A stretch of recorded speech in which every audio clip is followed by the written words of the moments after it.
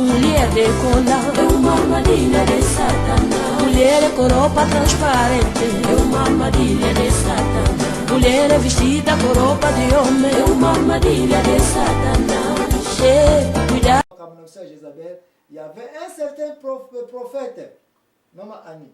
Quand il m'a dit qu'il y a Samaria wana parmi les 7000 basali ya Nzambe, on a bafuka meli balete. Mukolo mususu avandika boye atwa lumuni makambo. Baluka makambo. Mama Annie ndoko ko misi comment baluka makambo. Il c'est ce prophète oyo, l'homme de Dieu. Comment abimelaki luka makambo? Azalaki aluka makambo na nini afandaka boye ake ayebisi pa mutu moko boye ayebisi mutu ngo abeta ye. Kanisa yo mutu vandi ndoka mutu abeta ye epe. Abeta ye epe. Abi pona nini o betanga kaka epe. O betanga na epe na zoka. Abi no ngana ko beta yote abi betanga. Abi no mutu ngo boye ko beta. Siko ayebisi mutu ngo lokolo boye ko beta ngai lelo lion eko lia yo ko bongayo.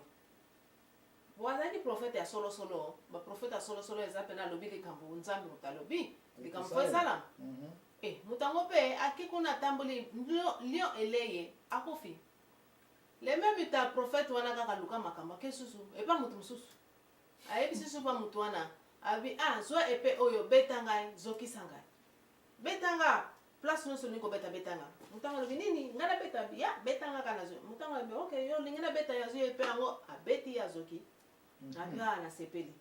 Abandi ko seni donc abandi ko seni puis azui ba banda mikangi kangi bon. Et puis akeye na ya abandi ka mwana telemika na kwa na telemi. Tanga abandi wana siko. Na balabala. Na boulevard. Oh ezange batono sonzo de kabazo mona yi. Sikoyo Arab. You know? Ahab ombali ya Jezabel azako ya. Oyo mutazali roi. Azako ya.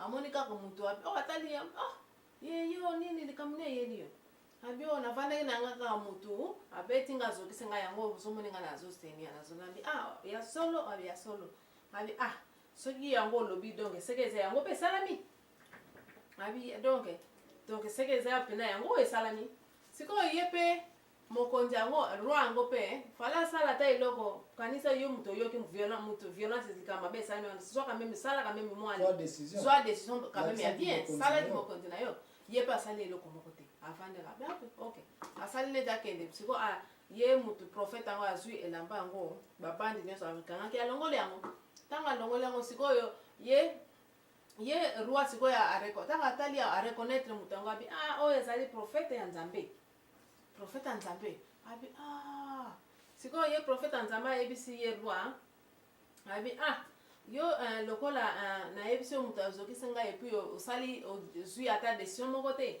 donc likambo oyo mutu oyo azokisenga ye yo pe kimokonzi na yo mutu wana yende ekokoma na maboko na ye yo pe bakuzokisa yo kabo pe bakubomela yo kabo siko ye nani ye roi azavanda kina mawa lobi lokola prophète Nzambe lobi donc likamango donc eza penda bon donc ngapenda kufa nango zala kaka na epe boy ti asalaki na mawa zongi ti na ndako na ye na mawa vraiment na mawa tanga kumi na ndako na ye sikoyo mwasi na ye amonika mobali mawa so yo kokonzi. Merci Maman Annie pona bandeko oyo tozana ta ya kopesa bino kaka ba histoire oyo tesiliki tozana ta ya kokambola ba place makambo eza kokoso ya wana za kopesa bino place Maman Annie atangeli makambo oyo na banza eza na 1 roi chapitre 20 précisément na bana na verset 35 donc 1 roi 20 et 35 tango kozwa tande kuna kende kotanga ngopo yo moko okomplete ba vide nyonso na compréhension oyo Maman Annie peut-être akoyi koyana ngona ndenge olingeli yango te to soki o comprendre yango te mais Maman Annie merci pour na ko rappeler biso ete prophète oyo to kozongela kuna te kende kotanga 1 roi 20 encore par avec insistance na 35 wana prophète oyo raison Nzambe atindelaki ye asala boye c'est parce qu'il y a une série de tests Nzambe ayaka nango na vie na biso ba mindimi pona koyeba tango apesi biso une certaine responsabilité soki tokozwa yango vraiment au sérieux parce que basala Nzambe ebele batebele Virou de patas pro cuidado povo de Deus é uma armadilha de Satanás. O mundo virou de pés pra cima, o mundo virou de patas pro cuidado povo de Deus é uma armadilha de Satanás. armadilha de Satanás. Mulher de barriguinha, é uma armadilha de Satanás. Mulher de cola, é uma armadilha de Satanás.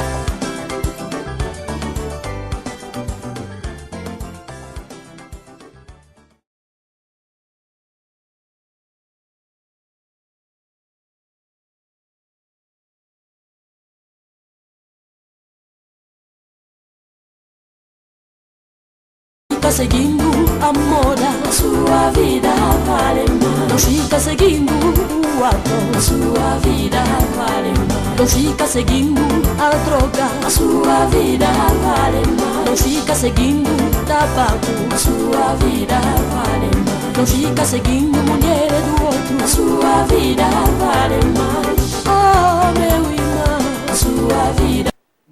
Oyo azali mutu na yo na territoire na yo na se a contrôle ya pays na yo na région na yo na autorité na yo na église na yo na quartier na yo na libota na yo yo papa il faut kozala mutu moko ya ba décision ce n'est pas que ba continuer ko dominer parce que awa tozali komona arabe nzambe azo continuer kotala ye ke azaka ka faible na makambo etali mwasi na ndako mwasi azali ko dominer ye aza incapable ya kozwa décision azali incapable ya kochasser babale kati na mboka na ye si bien que akomi kosambela parce que tama kutana na prophète Eli na montagne ya Carmel wana roi arabe akoma ine kosambela ye na mwasi ne bakabona ina bakametali bampungu yo madame kontina banzambe na bino ya bampungu tulendo kuna ba mboka na bino ngana kozina nzambe ya Eli mais na ba décision za yika faible bible continue que mwasi azali ko commander ye azali na décision moko te devant mwasi et pourtant ye chef andako ye chef andako nzambe apesi su testa mokika awa ke soki prophète oyo bien ke abombamaki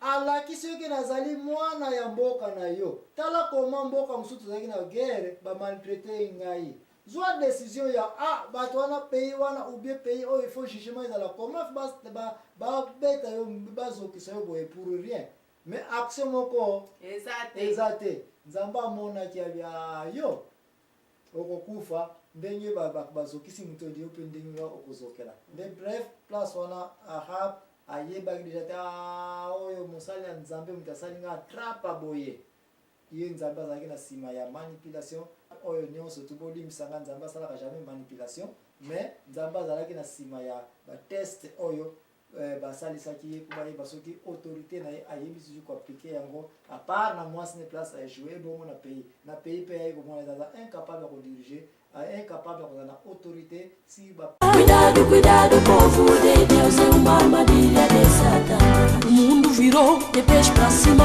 o mundo virou de patas pro ar. Cuidado, cuidado, povo de Deus, é uma armadilha de Satanás. Mulher de mini saia, é uma armadilha de Satanás. Mulher de barriguinha, é uma armadilha de Satanás.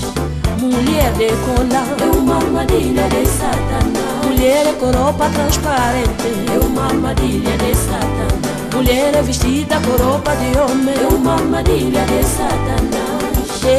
Cuidado com ela, é uma armadilha de Satanás. O mundo virou de pés pra cima, o mundo virou de patas pro ar. A part na mwasi ne place aéchoue bongo na pays mpe yaye komona ezaza incapable ya kodirige incapable ya kozala na autorité si bapeuple oyo azali pase. Cuidado, cuidado, povo de Deus, é uma armadilha de Satanás. O mundo virou de pés pra cima, o mundo virou de patas pro ar. Cuidado, cuidado, povo de Deus, é uma armadilha de Satanás. Mulher de mini saia, é uma armadilha de Satanás. Mulher de barriguinha, é uma armadilha de Satanás. Mulher de cola, é uma armadilha de Satanás. Mulher vestida com roupa de homem, é uma armadilha de Satanás. Homem de brinco, homem de trança, é uma armadilha de Satanás. Cuidado com a part na mwasi ne place aéchoue bongo na pays mpe yaye komona ezaza incapable ya kodirige incapable ya kozala na autorité si bapeuple oyo azali pase.